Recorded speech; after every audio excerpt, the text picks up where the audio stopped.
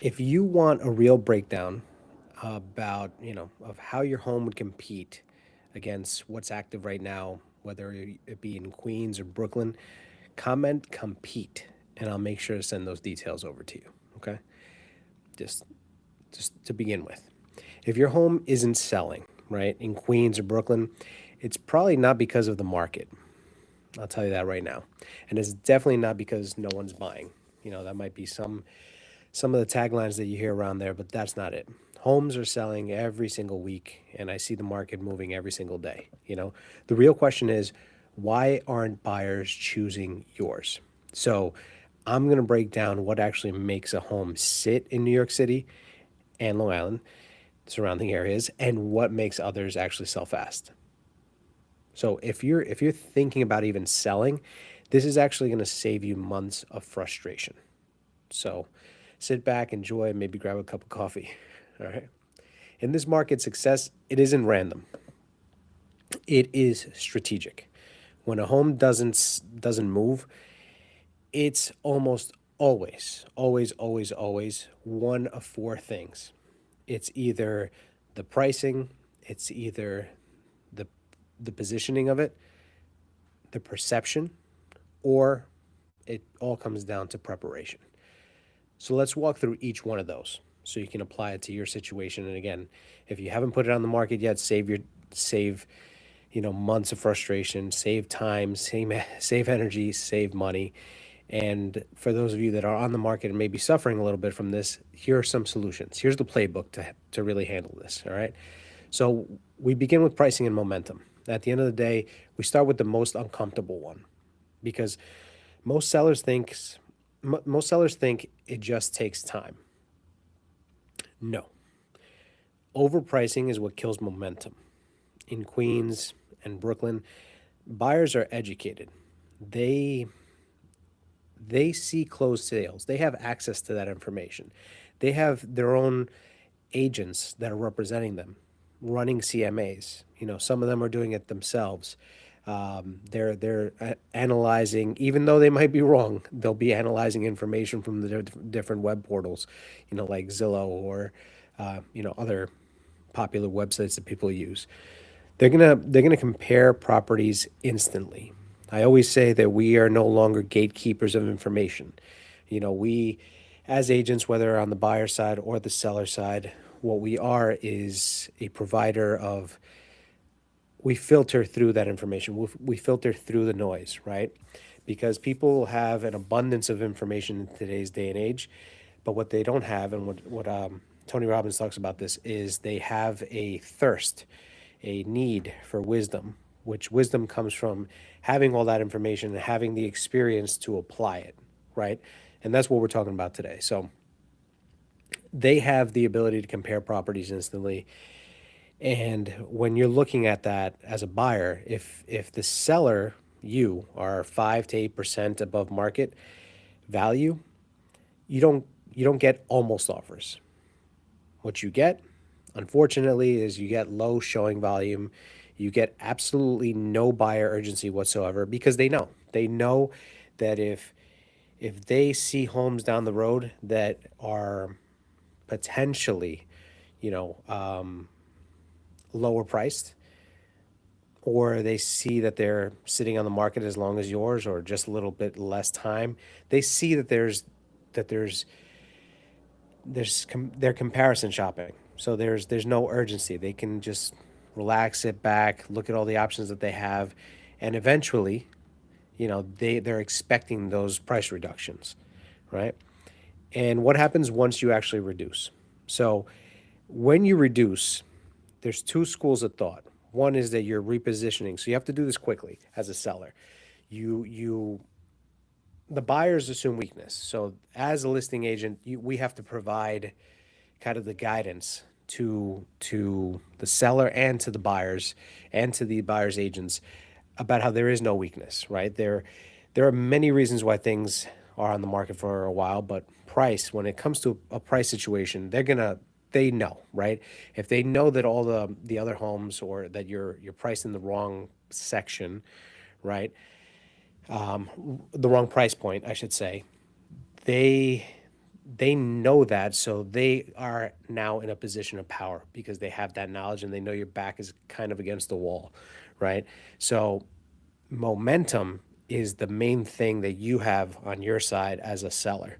So it's everything. Momentum is everything in the first 14 to 21 days. That's where your critical point is. And that's why the pricing is so important because, again, they have so much access to information that they understand you missed this window.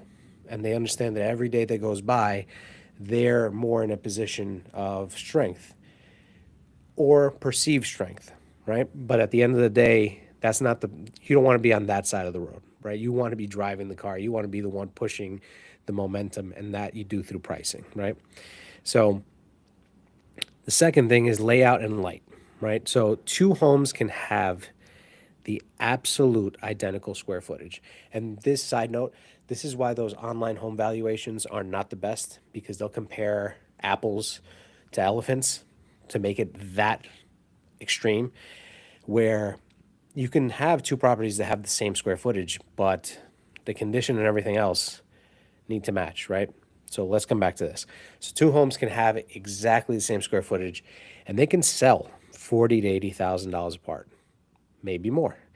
And that kind of goes back to what we were talking about just a second ago, where it really depends, you know, ask yourself why. Why would that actually happen? Why would two homes, identical square footage, why would one sell for less than the other, right? Well, it's because buyers don't buy square footage. Now they will ask us for square footage, right? But that's not the main thing that they're looking for, right? They buy how it feels. They buy how it flows, whether it's an open flow, an open concept, whether there's enough natural light. When there's no awkward transitions throughout the home, and you guys know what I'm talking about. You know, you go from a kitchen to a bathroom in the middle of your living room. Again, I'm talking extremes here, but you don't want extreme awkward transitions. And if you have them, you might want to take care of them before you put the home on the market, right? You're looking at not having too many dark corners. You want to make sure that the home is presentable and that it looks well maintained, because that perception of being well maintained is super important. Because if you put yourself back in the shoes of a home buyer, they're looking at a house and this is a lot of money that they're putting out, right? This is their biggest investment or one of their biggest investments. They want to make sure that they stretch every dollar that they possibly can, whether, you know, it's a seller's market, even if it's a buyer's market, the way the interests have been, the way they were, they want as much value as they can possibly buy, right? So when they go in feeling like the home has been taken care of, now they're thinking this is a wise investment, and they color the rest of the house with that vision, with that idea in mind. And the online estimates, they can't measure all of that, right? The buyers are going to walk around and based on what I just said, they're going to decide in seconds. You remember when you walked through the house, you know that you saw 20 other houses and they didn't feel like home.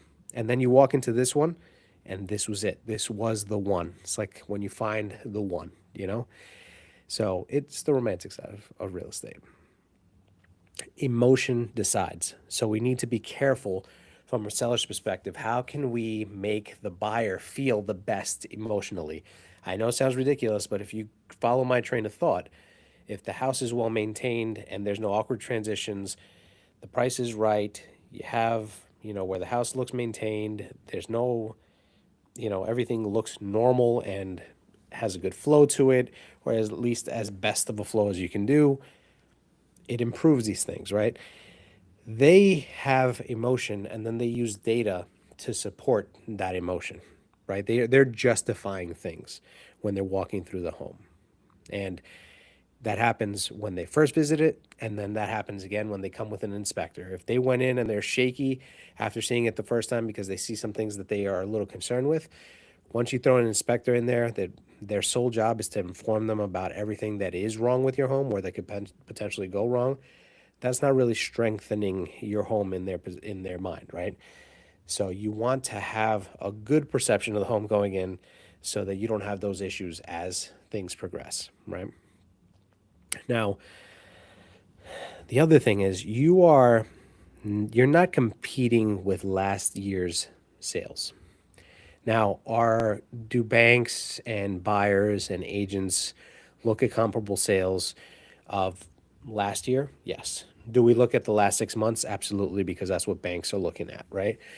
So those are things that we analyze for pricing and to see what to expect as the price, right?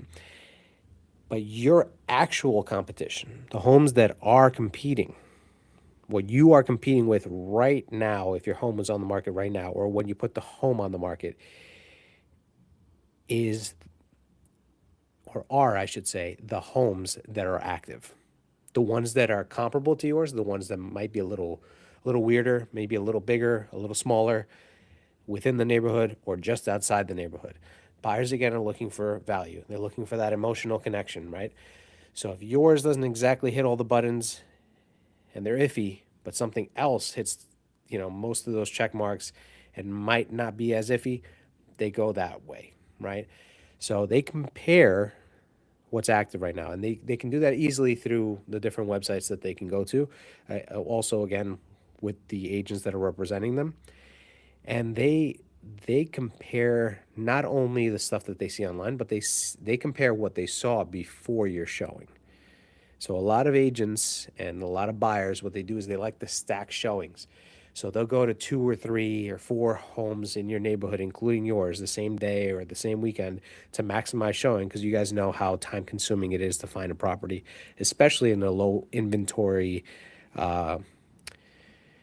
environment, which is what we find ourselves in, which we have found ourselves in for a while. So they want to take advantage. If they're serious, they're jumping around. They're looking at different homes back to back. So they're comparing yours to what they saw. And they're also comparing what else is in our price range, right? Which one feels like the best value at the end of the day. And if the home down the block, which you may not agree is better than yours, but if it's staged, if it's professionally marketed, if it's priced correctly and yours isn't, that's the difference. It's not the market. At the end of the day, it's going to be comparison. So that is going to be a universal truth. And whether you like that fact or not, that is what it is, right? And you have to, if you really are considering selling your home, if you're serious about it, then you have to take these things into consideration and really have a system in place, have a game plan in place on how you're going to maximize, how you're going to benefit the most, how you're going to really maximize the value of your home. How are you going to strategize? And don't forget that by having your favorite realtor at your side, your chances of doing this improve, exponentially. Just saying. Now, the other thing we're going to be looking at is the condition and renovation. So, the first thing, and I'm sorry to say this, but not all upgrades are equal. All right. Some renovations, they will bring a return on investment. So for every dollar that you spend, you'll get three back, right? There are some renovations like that, right? Others, and I have seen this time and again, return zero. And when they return zero, if you put money into a renovation to get more money out, but you don't get more money out, then you actually lost money on the renovation. So you want to make sure that you have guidance on what renovations are actually going to give you that return on investment of 3 to 1 or whatever you're comfortable with, right?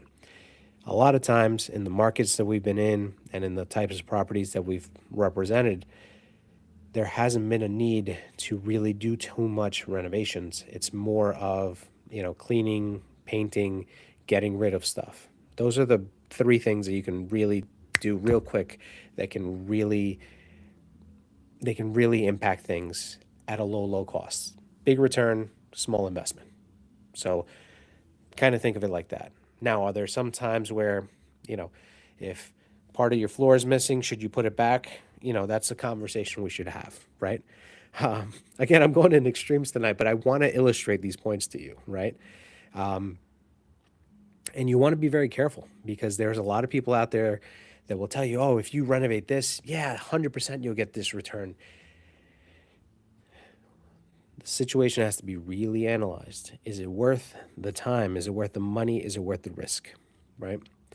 So in New York City and the surrounding areas, buyers care the most about, I mean, you should know, right? I'm guessing you know, the kitchen or the kitchens, right? Bathrooms, windows, the major systems, the lifelines, the arteries of the home, meaning plumbing, electricity, the foundation, for example, roofing, siding.